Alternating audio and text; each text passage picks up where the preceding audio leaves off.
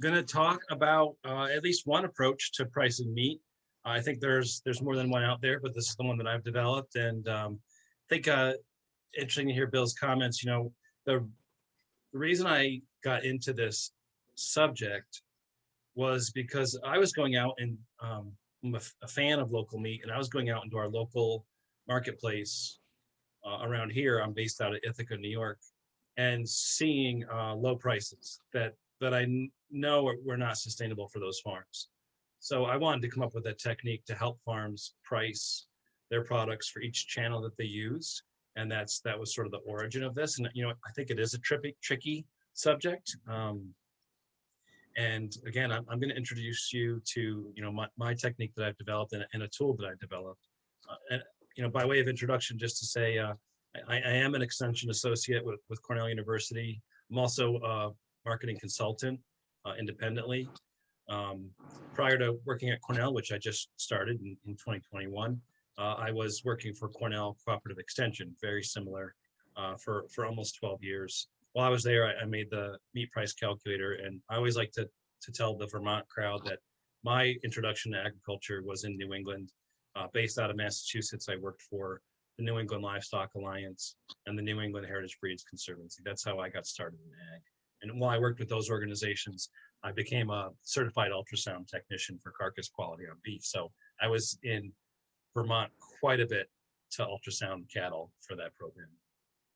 Just, yeah, and I love my time in New England. I'm going to come at the pricing topic, starting with the farm's financial goals. I think we need to work with cost of production, and that will be discussed. But I also think, in very practical terms, to start developing a target based on what your income goals are for the farm. So I'm just using a made up example here.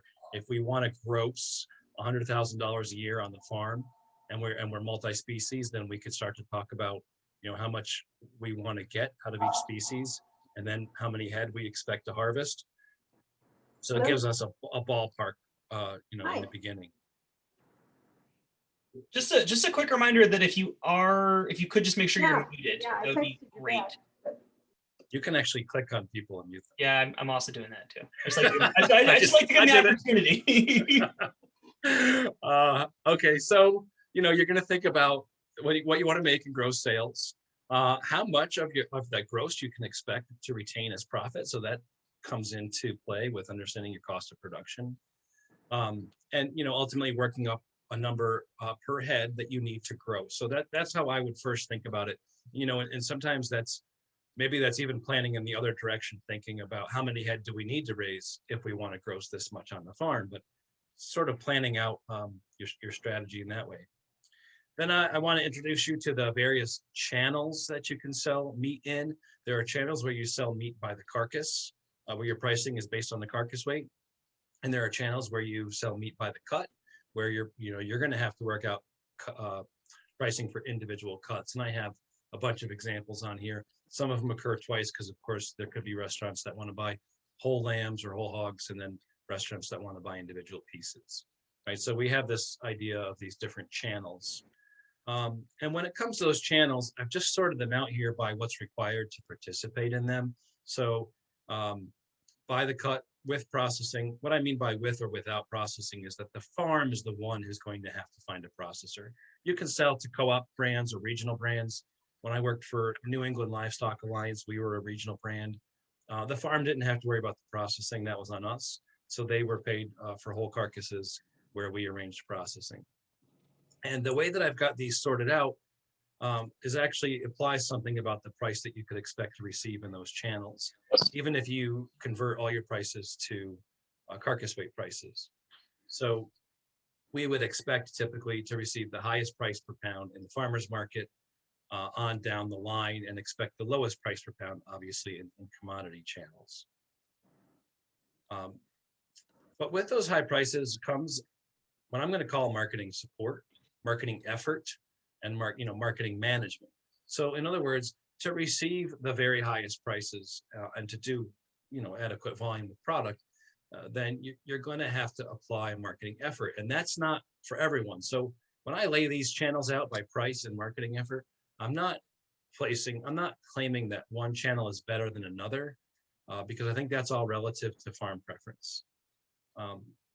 But do understand that in order to receive high prices or to participate in high price channels, you're going to have to apply marketing management. So the pricing challenge that we see, and that we can see it right here, that these channels come with a different amount of effort and a different price. The pricing challenge that I think we're faced with is that each channel you use has different costs. In those costs, I'm including the value of your own time that you have to spend. And then each cut on a carcass, when you get into selling cuts, which is the most confusing pricing there is, each cut comes in a proportion, or what we call the yield on that carcass. And finally, each cut on the carcass comes with a level of consumer demand that I would argue is actually even specific to that channel. So think about if you had two farmers markets, one's in a very rural area, one's in a very urban area, you're going to have different demand on cuts in each of those markets. So we have this sort of matrix of confusion that goes into pricing cuts. And because of that situation, and because the different level of time that it takes to participate, I would say that we need a unique set of prices for each channel that we use. So that's why I came up with a pricing tool that allows farms to develop a price sheet for each different channel. In fact, why expect different levels of profit in different channels?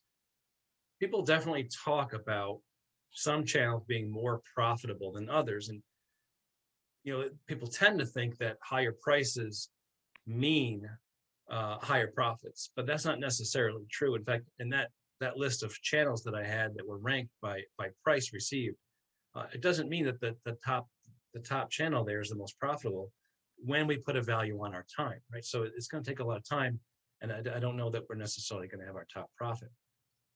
What I would suggest is when we're calculating a different set of prices for every market channel, that we create a scenario where the profit per head is fixed across all channels. That's why we're developing a separate set of prices. So let me walk you through my logic, and please know that these are just made up numbers on this diagram. But we have our cost of production. So doesn't matter what kind of animal we're even talking about here. We could sell that meat at the farmer's market by the cut. We could sell it to restaurants by the cut also, or we could sell, I don't know what you call it up there, locker beef or freezer trade, but selling quarters and halves direct to consumer. We could sell it that way. Across all these three channels, our cost of production is the same, right? It doesn't change. We finish animals. Then we're going to go in all these scenarios, we're going to pay a processor to do the kill, cut, and wrap. So that remains fixed across all channels as well. Then we plug in our financial goals for our operation. So if we say, in order to reach our financial goals, we need a profit per head of $300 above our cost of production and our processing, and above our marketing lever, then we can just fix that number across all channels instead of thinking that, well, in some channels we'll have a great profit, some channels will have a low profit. Let's fix that number. So what's the only variable? The only variable is the amount of time that it takes us to sell all the meat from one animal in a channel. And because of that, we need to gross different amounts of cash in different channels for the same kinds of animals. Right? So I'm showing you here my estimate of the amount of time it'll the amount of time that it will take me to sell all the cuts from one animal at the farmer's market. And I put a value on that time. And then there's selling it to the restaurant. And what I did here was assume that, my restaurant customers are going to place larger orders. And it's going to take me a lot less time to fulfill them. So I cut my labor cost in half. And then my freezer trade customers, I'm going to deal with 4 people who are buying quarters. That's going to take me even less time. So I cut that value in half again. So I can gross different amounts in these channels, but my profit is retained. So that's the logic that I use on pricing. I also wanted to take you through why I would come up with a large marketing profit for any of these direct-to-consumer channels. Basically, start to think about your farm as 2 businesses. We have a production business that finishes animals, whether you have a breeding herd or not, which I'll get there. But if you have a production business and its product that it sells is slaughter ready finished animals, right? And that's where production work ends. And anything that you do after that, I'm going to call marketing and sales. So we could actually break your farm into arguably 4 little businesses. There's a breeding herd, and its product is feeders, feeder calves, feeder pigs, feeder lambs. And there's a market that you could sell those feeders into, right? You could take them to auctions or private sales even. You can get good prices for feeders. There's also an established market price. It changes all the time, but there's a market price for feeders. If you choose to retain that animal and feed it out to finish, then what you're doing with that animal is adding cost, and therefore you're increasing your risk of a loss, right? If the animal dies while on feed, after several months, then the farm's going to sustain an economic loss. If you continue to retain that animal through processing and then sales, now you've turned it into packages of meat. You're adding investment, right? You're also adding value, which is the important thing, which is why we're doing it. But you're increasing your risk of a loss. So the logic for retaining the animal all the way through this chain of events has to be, in my mind, a great big payoff, a much better than the alternative channels payoff. So that's I'm going to refer back to this in a few moments, but I wanted to give you this diagram and get you to think about retaining animals and what that means logically for the farm and what that should do for us on our bottom line. So this is I guess this is the logo for the pricing tool. In the time that we were going to meet tonight, I didn't want to try to do a demonstration of it, but I will tell you how you can use it yourself. I made this pricing tool, and I'm going to walk you through literally the process of using the tool and the actual logic of how it works. Using nifty new graphics that I got made up by a friend at another university. So we'll see how this goes. What the idea with the pricing tool is that we're going to accumulate all the costs that we have going in through that chain of retention, of retaining the animal. So we have that little cost of production thing there. What we did is made them look like primals on the carcass. We have the production profit. So there's the cost of production, but we don't want to be a break-even production farm, right? We want profit above cost of production. So there's a number that we're going to assign for profit to the production business. Then we have trucking. That's easy to keep track of. And my philosophy on record keeping is start somewhere and improve every year. So trucking is something that's easy for us to capture. Driving the animal to the processor, driving back to pick it up, to pick up the packages of meat. And we have the processing costs that we're going to pay the processor. That's nice because you can find those right on your invoice, right? Then we're going to add the cost of marketing. This is the effort that it takes us to sell this. And we don't want to be break even. This cost of marketing is accounting for anything we spend on marketing, but largely I'm thinking about the time invested on marketing. And so in addition to covering that cost, we want a marketing profit. So we take all of these costs, I called it accumulating all these costs, and we end up with this one big number. And our job now is to take that number and redistribute it across all of the cuts that we're going to receive. In fact, anything that we can sell. So I got graphics of nifty meat cuts, but if you have lambs, you've got the hide to sell. You've got soup bones, you've got organ meats. You can really take that cost all accumulated, including your profit goals, and then redistribute it across all these different cuts of meat. So I've shown it there as like the dollar signs are distributed, but really what you're actually thinking about is the proportion of dollars to assign to these cuts based on the yield that it comes in the carcass. So it's the percent signs. Some things come in very large proportion, like the ground. Some things come in really small proportions. Tends to be the things that are in highest demand, like steaks and chops. And then you have the consumer demand for those cuts. So that's the shopping cart. Consumers really want bacon. They really want ribeye steaks, right? They're not so hot for large roasts and things like that.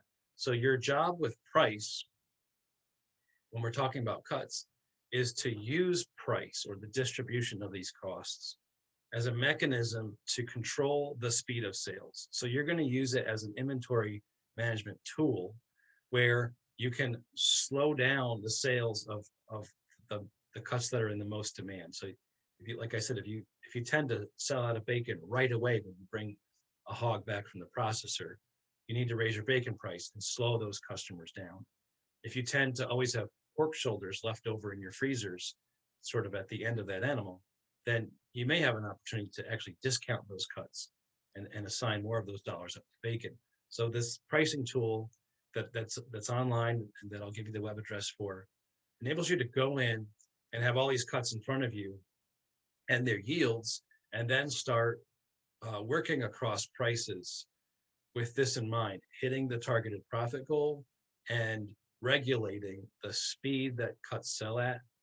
So if you decide, if you start using this tool and you decide to raise prices on steaks or bacon, like I just talked about, and I know Kate's going to talk about this, but you might be worried that your customers are going to, be disappointed. They're going to come to your farmer's market stall, and they were planning on getting ribeye steaks tonight, and they're going to see that you've priced them at $29 a pound, right? It doesn't mean that they can't buy meat from you. It means that this is an opportunity for you to move them down carcass. I don't know if that's a term I made up, but I like the idea. Move them down carcass. You came for ribeyes, but we also have sirloin steaks. We also have Denver steaks. There's something here for you. You might have to change your expectations about what you're going to take home. But by doing that, you're actually servicing the farm in terms of inventory. So I think price is a great tool for helping manage that. And I know, I have lots of friends that raise livestock, and I know how many freezers they have in their barns. And that's usually because of an inventory management problem. So I thought, I've talked there about cuts. I just thought I'd walk quickly through a bulk pricing example as well. This one I assigned numbers to. So for a bulk beef example, we have our cost of production. Don't use my numbers, use your own numbers, but I'm going to say that a break-even cost of production on a beef animal on a small scale farm in New York is $1,300. To that, I want to add a profit so that my production business is not break even. I'm adding $100 a head. That's the national average in commodity sales, is the profit $100 a head. That's where I got my number from. Okay, trucking, I'm going to look at driving that animal to the processor, maybe load of 4 or 5 or 6 head, and then driving back to pick up the meat, bring it back to the farm, put it in my freezers. Those are easy to track. I'm going to pay my processor a kill fee, which is a flat per head fee or a slaughter fee. And then I'm going to pay a cut and wrap of 85 cents a pound based on the carcass weight. So here's 3 examples for you based on different carcass weights. I'm going to carry through with the 650 pound carcass weight. But again, all I'm doing right now is I'm accumulating those costs, keeping track of what's easy to keep track of. If you want to include an overhead charge to the farm, you can build that number in. I went simple with this example. Now I'm going to look at my time, my marketing cost, my time spent selling, and I'm really just looking at my labor.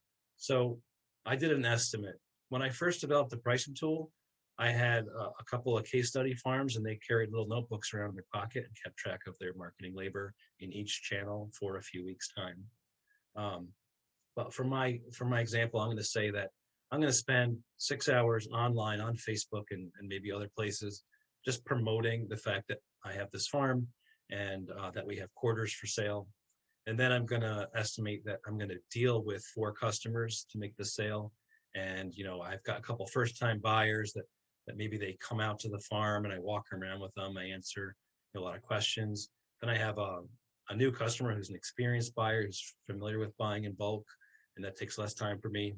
And then I have a repeat customer, who's really easy to service, and it only takes me an hour to sell. So to get this whole animal sold, it takes me 15 hours in this example, and I value my time at 15 an hour. So I'm going to add that to what we already had. The 2,107 is what we had for cost of production, production profit, trucking, and processing. Now we're going to add in the cost of our marketing time, and then I want a marketing profit. That's why I showed you that diagram that talked about increasing cost. Is what's the reason that we're doing this? We're trying to add tremendous value to our products. We're trying to market in a different system, and we're also taking on a lot of risk by doing this. So I want a really big reward, and this is a made-up number that I am using, but I assigned $500 per head as the profit for this marketing effort. Therefore, this animal will cost $2,832, When I'm pricing it to sell to my customers, I simply have to divide by 4 using the carcass weight of 650. That comes out to $4.35 a pound carcass weight, including processing. That's the price that I would present to customers. That means if I'm going to give them, kind of a summary, it means that each quarter will cost about $708. With a 62% yield out of that carcass, they can expect to receive about 100 pounds of meat. And therefore, the weighted average price across all cuts that they're buying, in essence, is $7.08 a pound. So that's how I would arrive at a bulk example. With cuts, we would go a little bit further because we're going to get into spreading that cost across all those cuts based on our knowledge of yield and demand. What's the point of doing this? It's to test and adjust your prices for the channels that you use. It's really to verify that the channels you use deliver to the farm as expected. I did a project called Market Channel Assessment with vegetable growers, where what we were doing was sort of testing the profit performance of the channels that they use, and ultimately determining if those channels were good to use. I think because meat isn't perishable the way vegetables are, the question kind of gets changed. And so what we're doing here, when I say test and adjust, is it's not so much like, is a channel good or not good, but it's really at what price does this channel become worth participating in, right? So it's going to take some experience, some recording of your labor, some looking at the volume of product that you can sell, let's say in a given farmer's market or to a restaurant. But it's the question, because we don't have that perishability pressure on us, the question becomes, at what price does this channel make sense for us? It's a way to account for your labor and your costs into your pricing. It's a way to really enhance inventory management for individual cuts and to evaluate new opportunities and set prices for them. What does it mean if you go through this pricing exercise or you use the pricing tool and you arrive at the end, in the pricing tool, you either get a red light or a green light. If your pricing reaches the farm's goals, your pricing list, then you get a green light. What does it mean if you get a green light and you look at those prices and you say, well, my customers would never pay these prices? It means a few things. One, you might have the wrong customers, right? So if you've got a restaurant and you calculate your ground beef price at $4.35 a pound for wholesale ground beef, and you say, well, the restaurants around here, they would never pay that price. Those are not really the right restaurants to target, right? So that's one thing that it tells you. But the other thing it tells you is that you need to work on your marketing program. So you need to support the prices with your marketing effort. And I think back to a good friend of mine who works in extension and raises beef cattle. And I did one of these presentations for him. And there were like 75 producers on the call. And at the end, he said, Matt, that was great, but I could never get those kinds of prices for my beef. And it kind of made me chuckle. And I said, no, you could not. Because this guy's entire marketing effort is a sticker on the door of his pickup truck that says the name of his farm. So yeah, I agree. You can't get these kinds of prices in your market if your entire marketing effort, no Facebook page, no outreach, right? If your marketing effort is a sticker on the pickup truck door, this may not be the right channel for you after all. But take that in another direction. That's kind of an extreme example, and I hope it was a little bit funny, but I thought it was funny. As you get into channels, it's going to take more and more marketing effort to receive those high prices, including doing your market research, understanding who your target customer is, taking the time to understand that customer and what drives their purchases. So that's what I'm calling their needs, their motivations, their desires and buying habits. You're going to have to apply marketing management in order to receive those prices. You'll have to focus your marketing decisions and your activities based on your target customer and have effective and meaningful communication to your customers, which I know we're going to hear about. I was talking about this pricing tool. It's available online. It's free to use. In order to use it effectively, you need to have your own data. So I'll make sure that I give this slide to Bill as like a handout so you know what kind of data you need to gather in advance to use the tool. And I wanted to just refer to a couple of resources that I developed around this subject. Cornell has a series called Cornell Smart Marketing. Don't even worry about that URL. If you just search for Cornell Smart Marketing, you'll find it. And there were 4 articles. They're all about 2 pages each. And you could find them archived on that website. They came out at the end of 2017 and the beginning of 2018. And then the pricing tool that I was discussing is at that lower web address, calculator.meetsuite.com. It's where you can find the pricing tool. And finally, in closing, and I know we're going to have Q&A, but I wanted to offer my email address. If a question occurs to anyone after tonight and you want to check in with me about pricing, I'd be happy to field emails. So with that, I'll stop sharing, Bill. Awesome, thanks, Matt. I've seen Matt present on this several times now, and it blows my mind every time. So definitely, we're gonna keep moving. I'm gonna pass it over to Kate. But drop your questions in. I did see David and/or Rachel asked about bulk versus retail. I think Matt, you kind of touched on that. Is there anything else you might want to say on that point?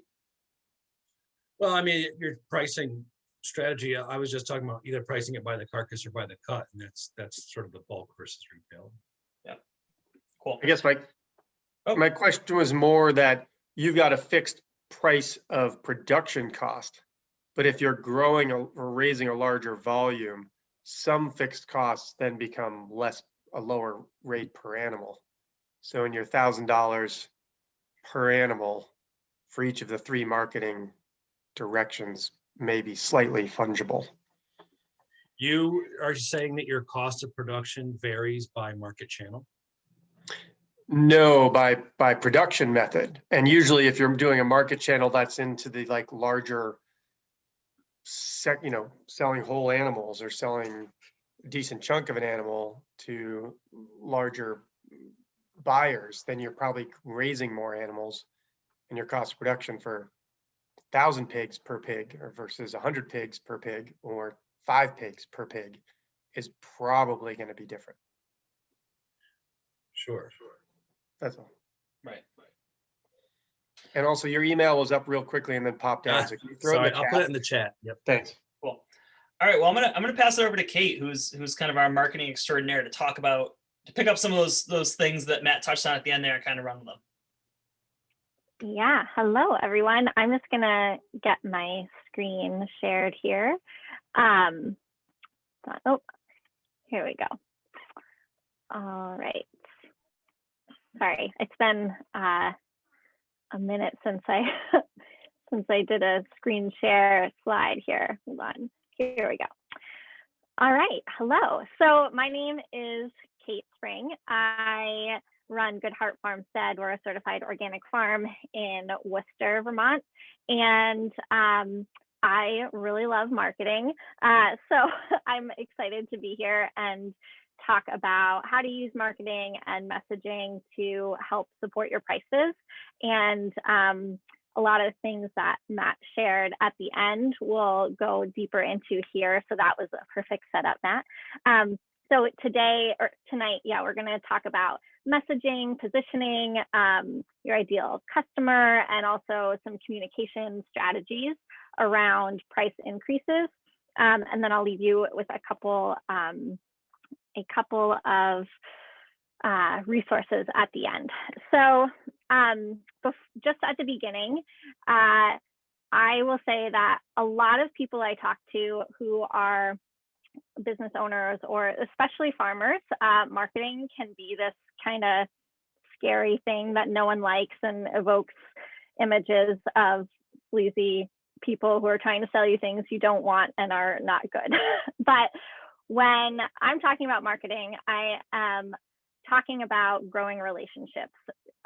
So everything that I share in this presentation, we are basing that from the foundation that you approach marketing as another thing that you grow on the farm, whether it's livestock or anything else. You're growing a relationship to hopefully cultivate these long-term customers that come back again and again. So it's always cheaper to have repeat customers than to get new ones, but less about the price. It's also just a lot more fulfilling to be able to get to know people and serve them over and over again. So here we are at the beginning, and a lot of pricing is about messaging. And messaging is simply how you position yourself among your competitors, whether that's other farmers or retail outlets. And it's also how you communicate the value that you provide. And positioning is all about thinking about, like, who are you selling to? Who's your ideal customer? And where is your ideal customer? So your ideal customer is one of the foundational aspects of creating your marketing and figuring out where you fall, where you're going to position your farm when it comes to selling your products. And some of the questions you want to ask about your ideal customer are things like, what's their worldview? So what do they care about? What keeps them up at night? What do they worry about? What are the things that bring them joy? In terms of buying from a local farm, they might really care about the environment and want to know that the meat they're eating is not having a negative impact on the land. So that could be part of your ideal customer's worldview. You also want to think about what their income is. So just like Matt mentioned, you might get through your whole pricing calculator and think, how am I ever going to sell something at this price?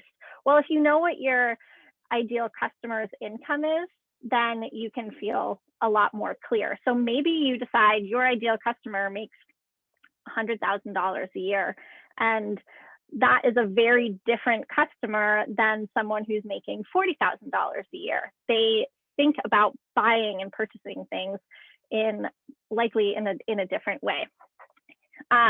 You can also think about who else is impacting your customer. Do they have a family? What are they, who are they spending time with? Does your ideal customer love to cook and make dinner for their family every night?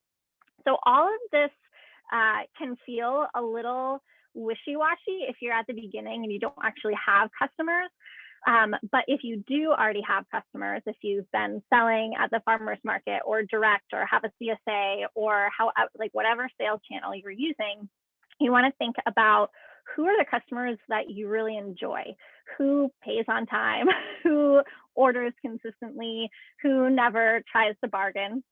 And then on the flip side, I'm sure you can think of a very not ideal customer, someone that maybe is always kind of like complaining about your prices or wishing that something was different.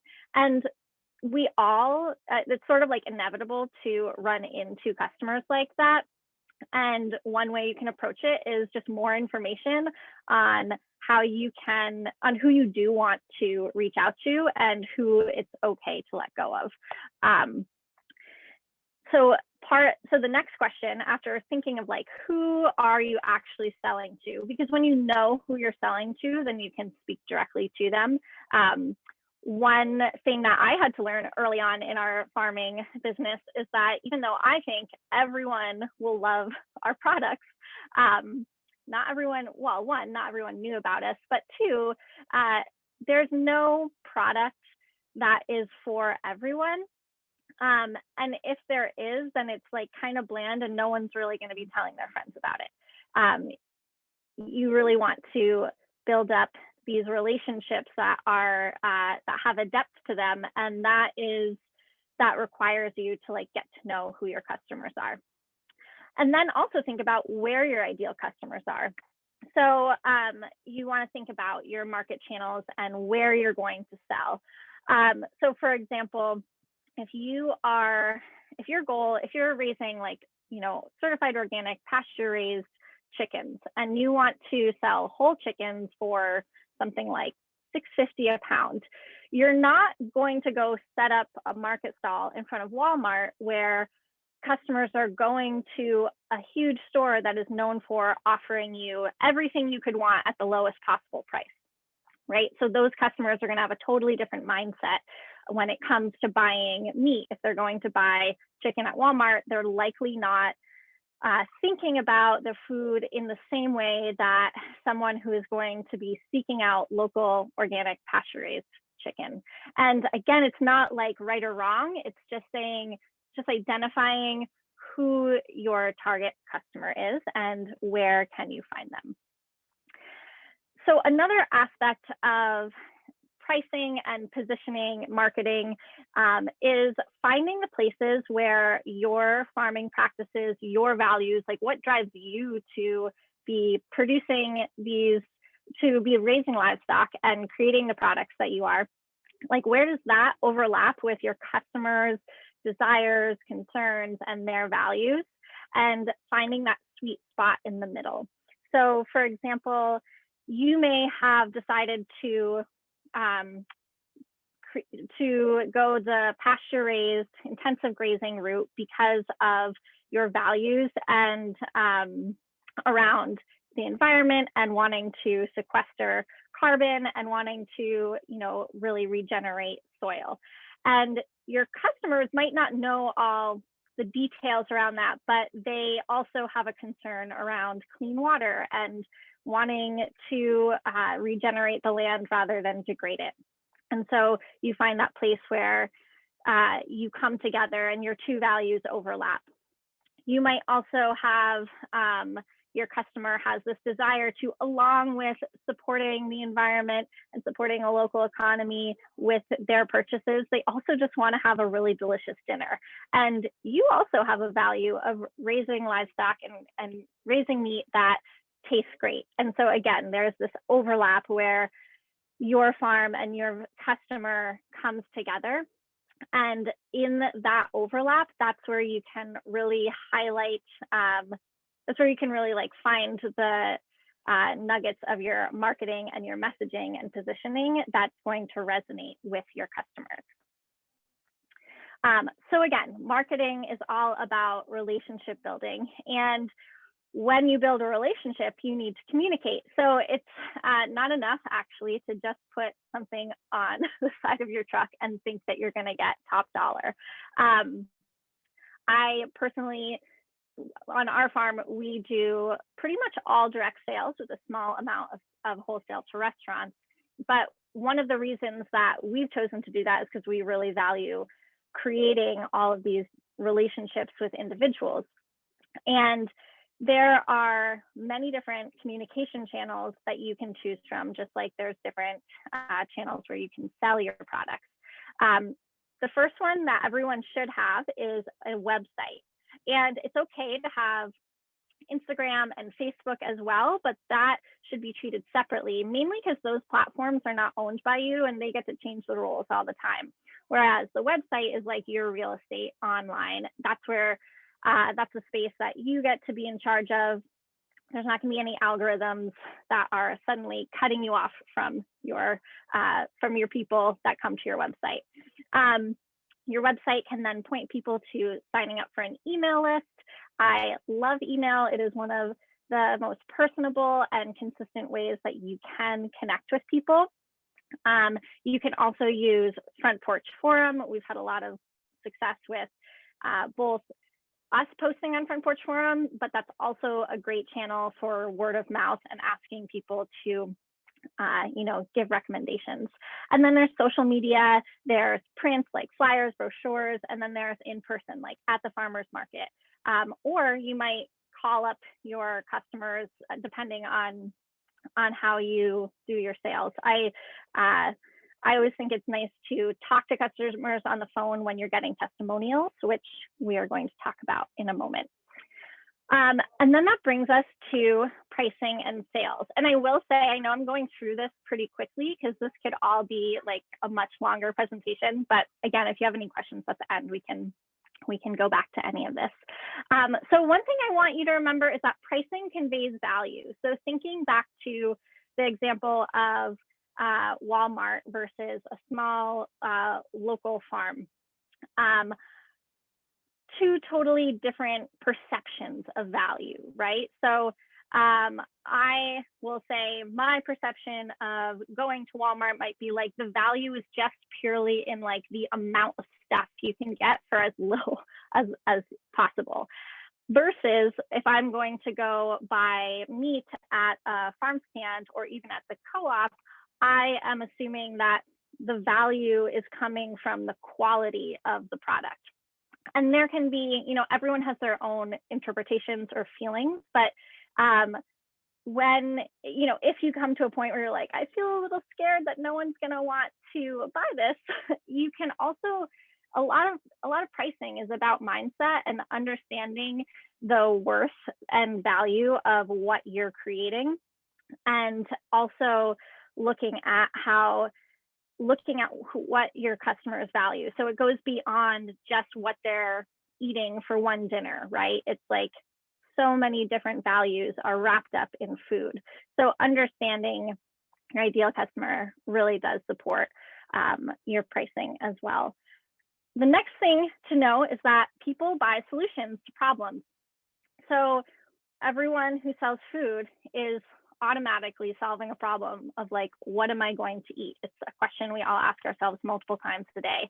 So your customer's problem might be like, I need to figure out what I'm going to feed my family tonight. And you have a solution of like, hey, how about feed them some burgers, or how about some chicken?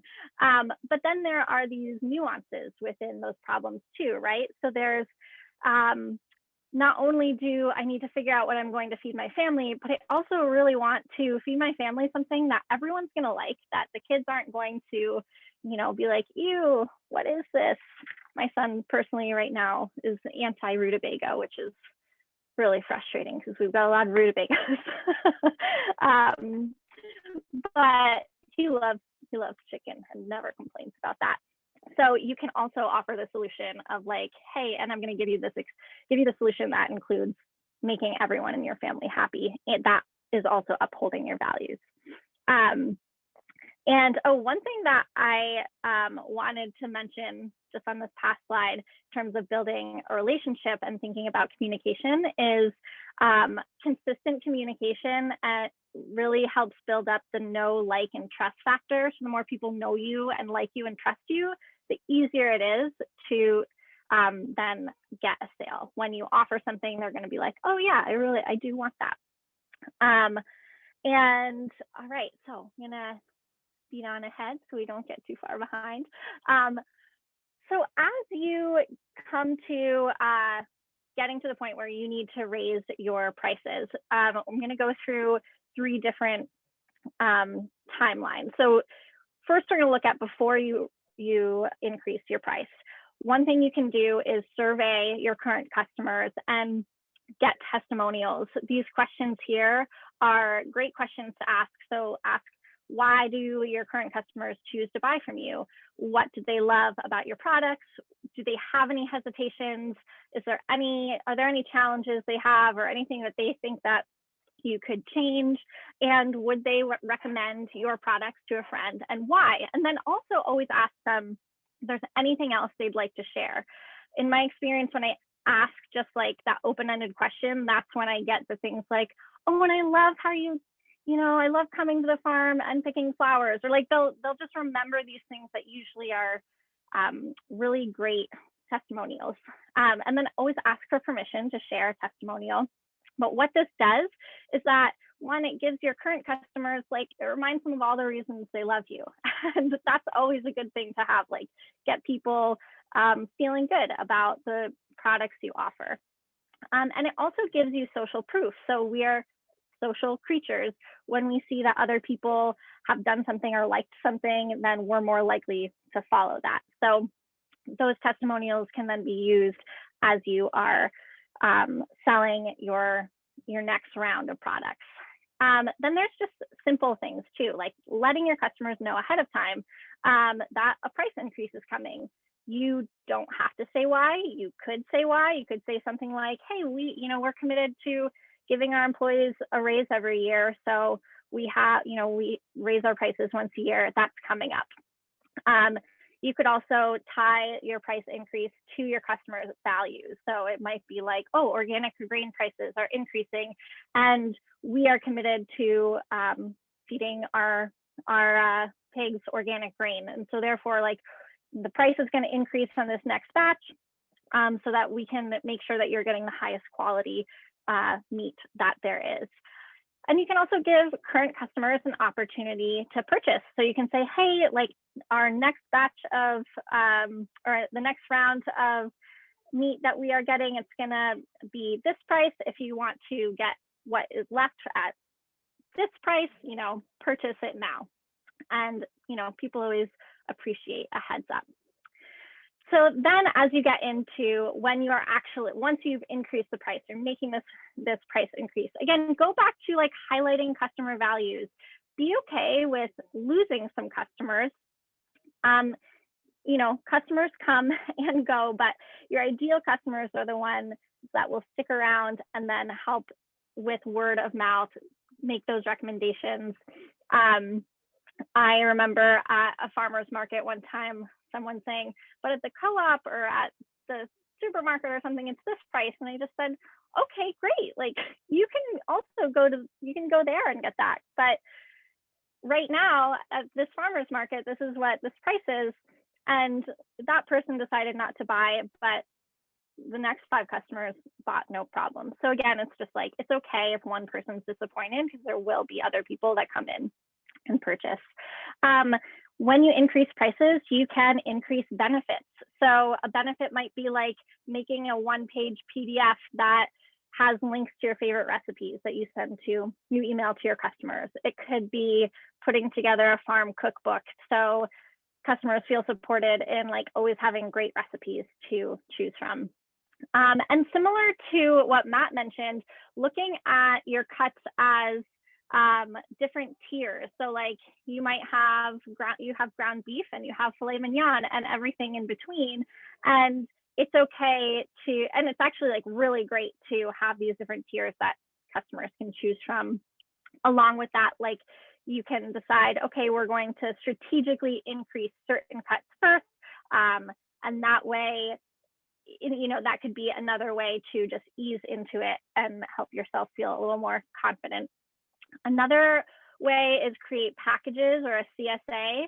I was looking at the Maple Wind Farm website. They've got a great, like big, bold, like 10-pound packages that the farmers package for you, and it makes it just like really easy. So anytime you can make something easy for a customer, it's easier to buy. And then this is just like the last one is like a psychological thing, but end your prices in 9s. There have been studies on this where the same product, I think it was like this, a study with a t-shirt where like the same t-shirt priced at $34 versus $39. And when it was priced at $39, like more people bought it for $39.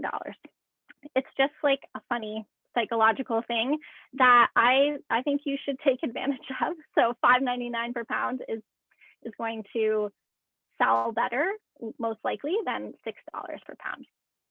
And then finally, after your price has increased, you want to make sure that along all your marketing channels, any information that needs to be updated is. So if your website says one price, but your flyer says another price, like just make sure that everything is updated and is saying the same thing. And keep marketing with your eye on your messaging and positioning. So if you need to change your ideal customer or tweak who it is you're offering to as your price increases, you're allowed to do that. You're allowed to change and grow. But the main thing is to focus on building that communication and your relationships with your customers. And marketing is like growing grass. It's a continuous cycle. Same thing with growing soil, like, or growing cover crops. All of these things in farming, it's the same thing with marketing. You're never just doing one thing and having it be done for the rest of your life. So approach it again as relationships and thinking about how the value you offer meets your customers' needs and desires. And the more you practice, the better you get. I will put some links. These are 2 articles I wrote to help you get started with marketing and specifically with email marketing, which is one of the most effective ways to sell your products. I know I'm probably a little over time, but if you are going to put money into any type of marketing channel, email marketing, for like every $1 you spend on email, you're ROI is anywhere between like $38 and $44. It's a really, really effective way to build relationships and sales. So with that, I will pop those links into the caption or into the comment and hand it over. And hand it over to Ben. Yeah. Can I just say, every time Kate talks, I end up writing down a quote that I think I'm going to remember forever. And this time around, it was, relationships are another thing you grow on the farm. I'm going to like tattoo that on my forehead, I think, for when I'm talking with farmers. I like that. But yeah, I'll pass it over to Ben. And like I said, drop questions in the chat. After Ben goes, we'll circle around and do a little Q&A. So start thinking on that one. All right. Good evening, folks. My name is Ben Notterman. I co-own Snug Valley Farm in East Hardwick. We are a pasture-based farm. We produce grass-fed and grass-finished beef, pasture-grown heritage pork in the summertime, and they're in deep-bedded pack barns in the winter. We also have a small accidental flock of sheep that we are growing into a larger enterprise. Just some background on what we do and what we've been doing. This year, we're on pace to finish well over 200 beef on grass and in the 400 to 500 pigs range in this coming calendar year, probably in the upper end of that. We started way back when. We're former dairy farmers. My family was a dairy family. We got out of the dairy industry in the late 80s, just before everybody else did. In the early 90s, we started producing grass-fed beef with Holstein bull calves. So we'd buy wet calves from dairy farms, raise them to 24 to 36 months as a Holstein takes to finish, and then peddle them around first in the freezer trade. Then we broke into co-ops, into the co-op market. And then we started farmers markets in the early 2000s, kind of when they were really starting to become popular here in Vermont. At our peak on the Holsteins, we were finishing 30 to 40 a year. And then we grew the pig business to augment and supplement meat sales at farmers markets. And now it's evolved into this giant machine that I don't know how I keep all the balls in the air, but it's working. So yeah, there's a lot of lessons I've learned over the last 20 plus years of marketing and selling meats at co-ops and farmers markets and to individual customers. I'm not quite as technical as Matt's stuff, but there are some things that really stand out to me as a producer. And you got to know what your costs are. Most producers kind of just throw a dart at the board and say, yep, that's what I'll charge for whichever cut. My neighbor's charging that, I'll just go a little less than him. But that's not necessarily the right approach. You really got to get your costs nailed down, as Matt was saying in his presentation. There are a lot of hidden costs that people don't account for, and it really takes a deep dive and really picking your operation apart to find those costs. Like family labor, nobody accounts for that, but it should be accounted for because that's a cost of production. Like, oh, I responded to 3 emails last night, on my phone sitting on the couch. That's still a cost of whatever the business is or the business that you're in. To make it work, you have to do that. So people always I've seen a lot of people, I shouldn't say always, sell themselves short on what their labor is worth. And that was a big hurdle for our family to really come over the hurdle. Like, our labor's not free. We need to be, earning our keep, or our business needs to be supporting us. We can't be subsidizing our business with free labor. So I've gone through some business schools, and that really opened my eyes up to our direct costs, calculating gross margins, all that good stuff that is on the deeper end of the thought process on figuring out your cost of production, and then what you need to charge for the end product. Just some quick things, just as a thought provoker. So direct costs are anything that are associated with producing X product. Whether so grass-fed beef, there's the purchasing the feeder animal, hay if you buy it in the winter, or producing the hay in the summer, which is really a whole nother enterprise, but we can roll it into the beef production for now. The cost of mother cows, or are you buying feeders? So there's all these costs that have to mesh together to come out on the other end, and that really determines your profitability. So people think, oh, I can make a bale of hay for 25 bucks, but that round bale really needs to be valued at the going market rate, which right now is anywhere $70 to $100 a bale with the drought we had this past summer. So if you're feeding a bale of hay, you should be charging your business what it would cost to replace that bale of hay if you had to buy it on the market at the time. So people always undervalue what they're feeding, and that sometimes leads to not charging enough on the back end, and then you're subsidizing your business with this false sense of cheap production of your feed. I won't go too deep into the weeds because I could go way in and you guys would all leave this meeting in a hurry. But kind of circling around to reading what your customers want and how to read the market space. This past year, we made a big pivot with COVID. At our peak, we were doing 4 to 5 markets a week, farmers markets a weekend, doubling up Saturday and Sunday, and then an evening market on Fridays. So we were covering a lot of ground here in northern Vermont and the Burlington area. So when COVID hit, we realized farmers markets weren't really going to be a thing, and it weren't going to be potentially a popular thing. So we pivoted to home deliveries. So we took this whole business that was geared toward farmers markets and redirected it toward home deliveries. We had a web store waiting in the wings for the past, probably almost a year before, or 8 months before COVID hit. It needed 6 hours worth of work to get it finished and live. It only took a global pandemic for us to be forced to put in those 6 hours worth of work to bring our store live.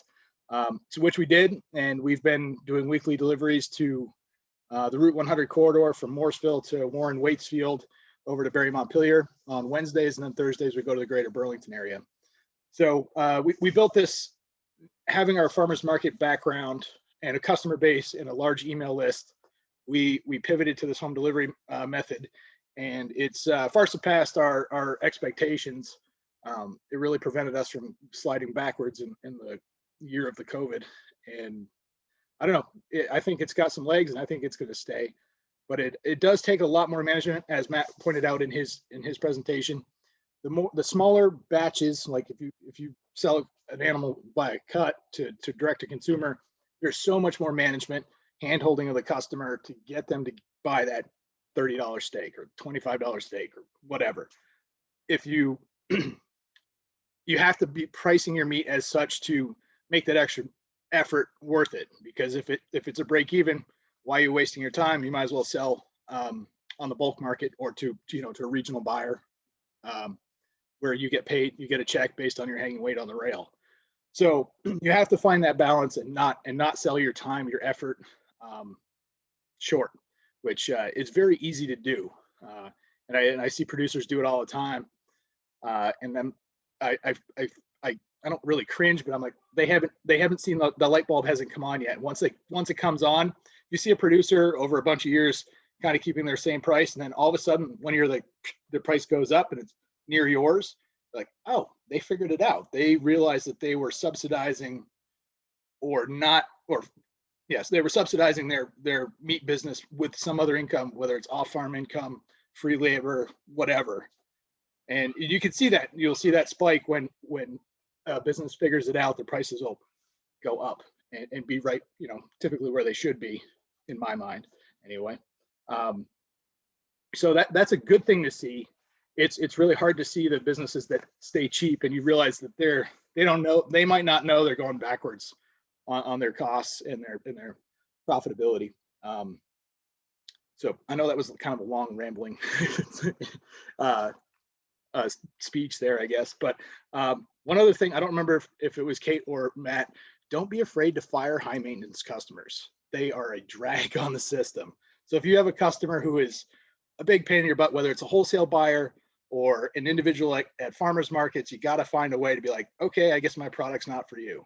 If they're not worth the time to deal with and If they don't make up for that time in a sale, you gotta put your energy elsewhere, because you know you're never gonna cross that bridge with them. You're never gonna pull them on and have them see things from your side. So it's you have to cut your losses and know when to be like, okay, I got to focus somewhere else.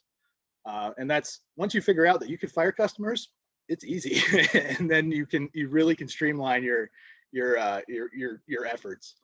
So yeah, I guess I'm kind of all over the place, but I have a fair amount of experience. And if anybody has any questions, please feel free to open them up. I know I jumped all over the place there.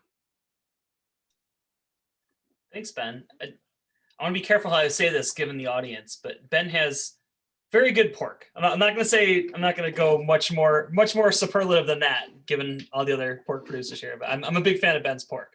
Thanks, Bill. So yeah, I really appreciate you sharing that. I think that's a lot of good points in there. I think one of the things that we've seen, or I've especially seen over the years, is maybe a new meat vendor moves into the farmers market and their prices are all over the place, maybe not reflecting a real good cost analysis, and then it sort of spreads kind of like a virus. We're all familiar with how that works, where everybody's like, hey, this person here is selling their ground beef for $3.99 a pound. Like, what's the deal? It's flying out of their coolers. Maybe we need to adjust our prices. And the next thing you know, everybody starts to sort of adjust, and everybody gets real upside down real quick. I saw that at a farmer's market I was working at in New York, and I think someone came in really low prices. Everybody else adjusted their prices down, never came back the next season, shockingly, and then everybody was sort of dealing with the ramifications of that for a while. Kate, were you going to chime in? Yeah, I think that something to remember is that, just like I mentioned, price conveys your value. So different customers are looking for different things. And I think it's important to remember that all customers have a choice. And just like Ben said, like, you have a choice on what customers you're trying to reach. But there's always going to be a certain number of people who will look, I think especially with meat and educated buyers, there will always be people who are like, that seems really cheap. Like, I don't know if that's going to be good, and that sometimes just having confidence in your pricing and knowing that it's this high for a reason, it again, like, conveys up the value and can help customers feel more confident. And I also think that, I mentioned looking at your competition, and I mentioned other farms as competition. I am always hesitant to talk about other local farms as competition, because the reality is most of the food in Vermont is still imported, and thinking about how can we support each other as local producers, and looking at when you are scared and thinking I need to price lower, that harms you and it harms other producers. So thinking about pricing as a way to lift up the local food system is, I think that's also important to understand that there's a lot of, in my mind, really poorly placed subsidies that go to farms that are not in Vermont, and that, like, if we could see the true cost of food, although that's not necessarily something that translates to customers. Yeah, so I just wanted to add that in. I think it's important to look at, like, how do we work together, and as Ben said, maybe you're like, this customer's not mine, but here, like, maybe this other person could meet your needs better, and then everyone feels a little happier. Yeah, absolutely. So I want to just really quickly, definitely, drop questions in chat. I'm going to keep hammering, keep asking you guys for that one. I have a few questions myself, so I could talk all night.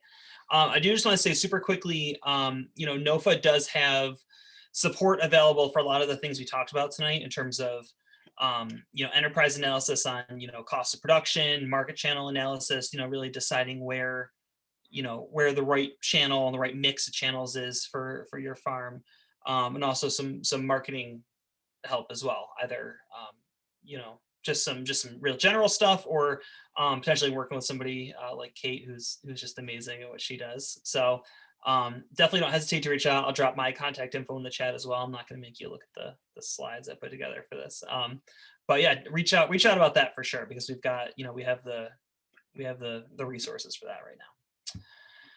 So that being said, let me go over to the chat here. So Judith, Bill, yeah. can I just read one thing that Jen wrote. I really like the position of firing customers instead of losing them. Mhm. That's a great mentality. And Jen and I have been through a couple business schools together. Farmers were really good at being price takers. We got to stop being price takers. We demand the price it costs to produce. The dairy industry, you're kind of stuck unless you're doing raw milk or value added stuff that you have to be a price taker. But in the meat world here, we don't have to be. So we shouldn't pen ourselves into being that since we have options.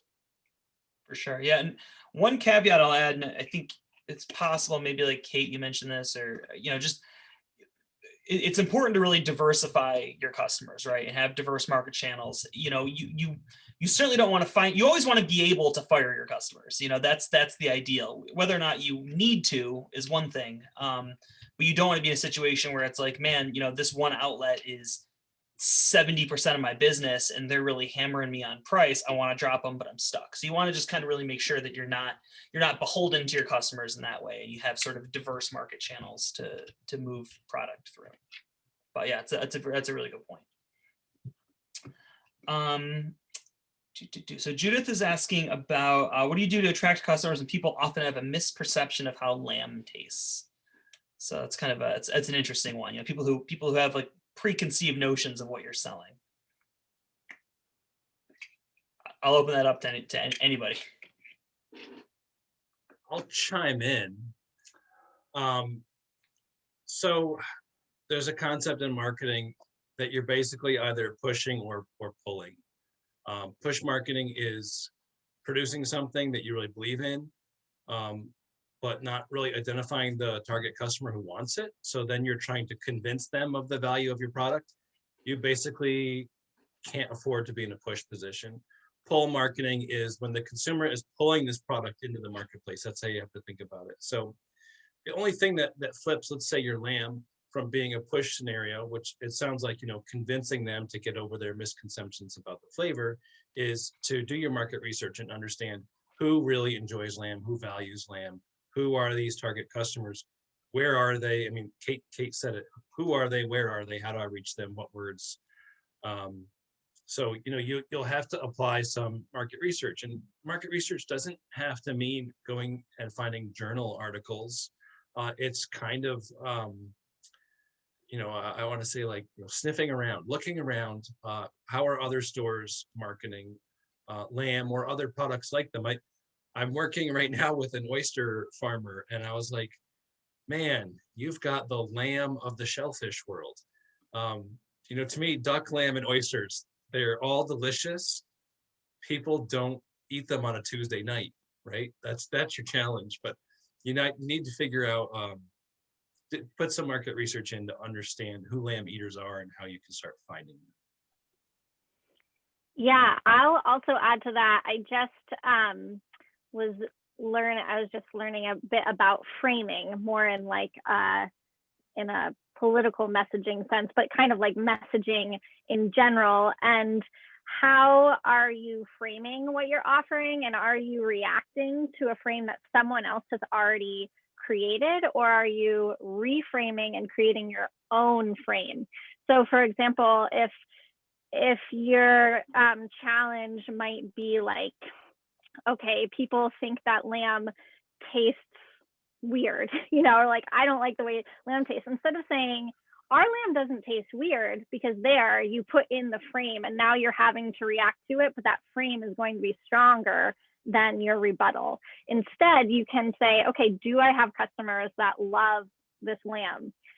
What can I talk to them, and can they tell me what they love about it? And get it directly from the voice of your customer, and then use their voice in your marketing. So it's called voice of customer data. Anytime you can get inside, you can like actually hear somewhat like what they're saying, that's going to be the most powerful thing that you can put out in your marketing, of like, this is what my customers think, this is what my customers are saying.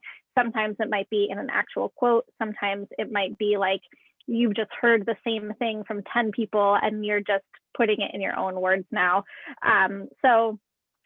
If you already do have some really happy customers, I would say start there, and instead of acknowledging, like, instead of trying to convince people, don't think this, think this, it's like, hey, did you know, like, here's this great meat. So yeah, that's my 2 cents on that one. Yeah, it's a really, really good point, Kate. And Jen also made the point in the chat, you know, just get your customers to tell their friends, right? Like if you like it, tell your friends. Yeah, you know, asking your customers what they do with it, what's their favorite way to prepare it, that's also market research. You know, I remember a farm said, are we allowed to ask our customers? I was like, absolutely. Here's a set of people that already like your stuff. Ask them what they're doing with it. There's a question, Ben, just about a little more specifics on your delivery. Are you charging a delivery fee? Like, how do you price that? We are not charging a delivery fee right now. We have a minimum on our online. So we built the, I don't know if I mentioned, it's Gray's Cart. It's the online platform we use for our online ordering. And we have a $30 minimum order. We've been kicking around the idea of upping that, but we don't want to exclude anybody from getting food, you know, so we're balancing, like, we're providing a service. And if there's a high enough density in an area, we'll consider adding that to our route. So we look at density, like number of stops. Like, we've added some towns that weren't on our initial route, but there's 5 or 6 families that have found us and that are consistently ordering, and that makes it worth it to go that, you know, 10 miles out of our normal, off our normal route to go make that happen. So we have like I think it's a $30 minimum right now to deliver if it's on a route. And if you can get your friends and neighbors to sign on, we'll happily go off our established route to make those deliveries. I don't know if that covered the question. I think that answered the questions I had in that same regard. So yeah, that was really helpful. David is asking about how we differentiate products, and many customers are confused by all of the very many terms out there, GMO free, pasture organic, stuff like that. You know, customers may not be, you know, the nut of the question, I think, being sort of like, how do you sort of get yourself within that strata of, like, you know, you have this, you know, whatever the highest possible level is on down to, you know, the various other, you know, label claims and things like that. And then also, how do you sort of differentiate yourself without also hurting, you know, the person next to you at the farmer's market who might not be using the same practices? I'll let one of you jump on that. Yeah, I'll jump in. So I think that this has a layered response. So my first thought is that this is a really good example of why consistent communication is really important, where hearing something one time, customers will forget it, but like continually finding ways to share your story and share your production and share your values, then the more people hear those, you know, foundations, then the more they'll associate that value. And I don't know if customers will ever completely understand all the different meanings. I remember being shocked talking to one of my customers that, like, she didn't know so much about what was happening in the organic world and hydroponics and all this stuff. And I was like, how do you not know this? And they're like, oh, because you're not the one producing it. But she was like so shocked and frustrated, and then was like, well, I'm glad that I'm getting food from you. So I think sometimes we can get really into all the stuff that's happening with labels and you know, who is doing something that is not true to, like, an actual label or whatever. But what I found is that customers often, like, will only go maybe 10 steps in and not all the, like, 100 steps in that we're at, like, as the ones doing the production and growing the food. And so I think some of it is saying, like, okay, how much, like, you might get like one customer that actually wants to go all the way into the weeds.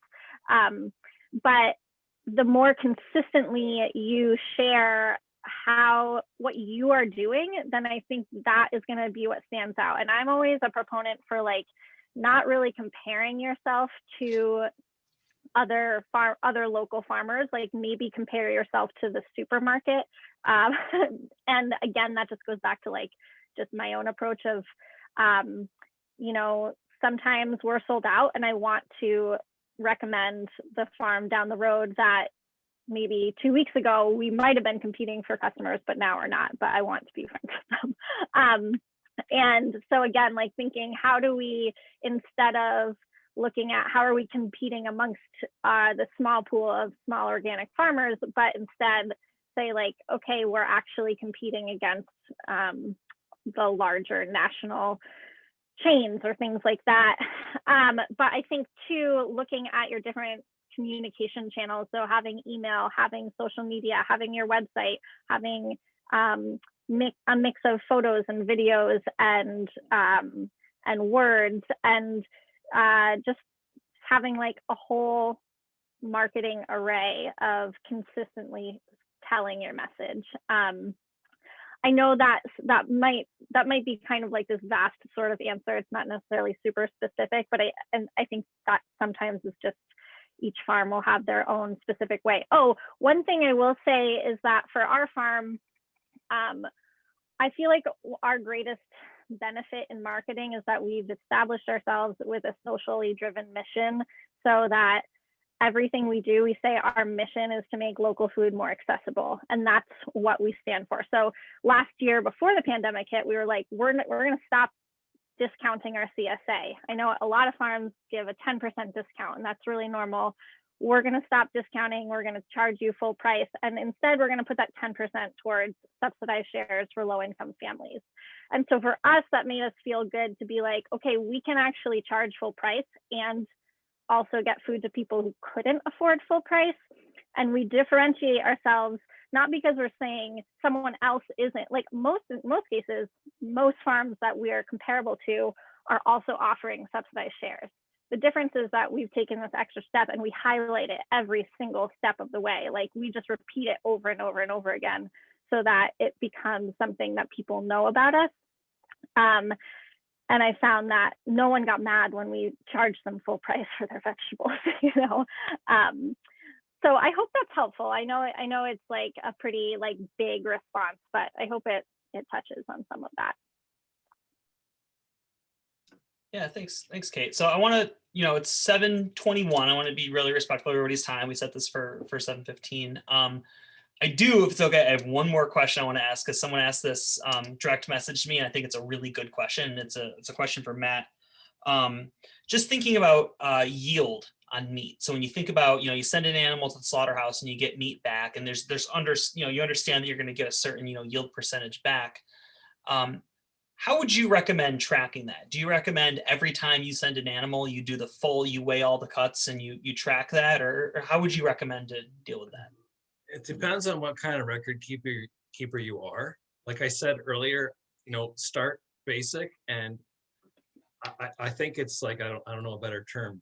Record keeping is like a gateway drug. Like once you do it a little bit and you see the benefit, you're going to want to do it more. So you're going to improve your methodology. And I think Ben spoke to this pretty well. You'll learn to track more and more. So anyway, with market channel assessment with vegetable farms, what we did was we collected really intense data just for 1 week during a peak season week in the summer. So for vegetables, that's like, you know, August, September, when all the crops are going, all the channels are bustling. We chose to keep records for 1 week because we didn't think it was practical to keep them longer. For livestock, yeah, my first advice to someone who doesn't do it at all is to bring one batch or one single animal back from the processor and weigh it all out.